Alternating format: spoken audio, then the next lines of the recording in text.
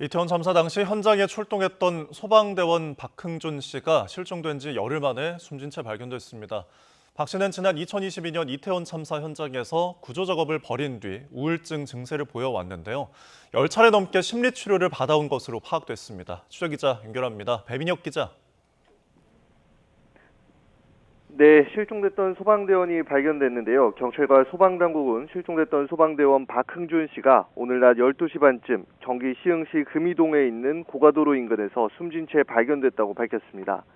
박 씨의 실종 신고가 접수된 건 지난 10일 새벽 2시 반쯤이었습니다.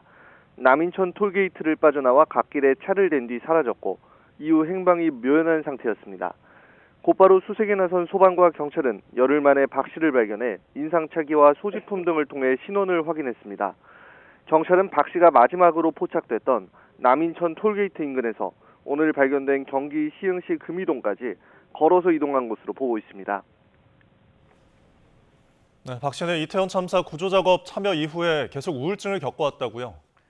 네, 그렇습니다. 박 씨는 지난 2022년 이태원 참사 당시 현장 구조 활동에 참여했습니다. 당시 언론 인터뷰에서 박 씨는 더 많은 사람을 구하지 못해 희생자와 가족에게 죄송하다며 안타까움을 토로하기도 했는데요.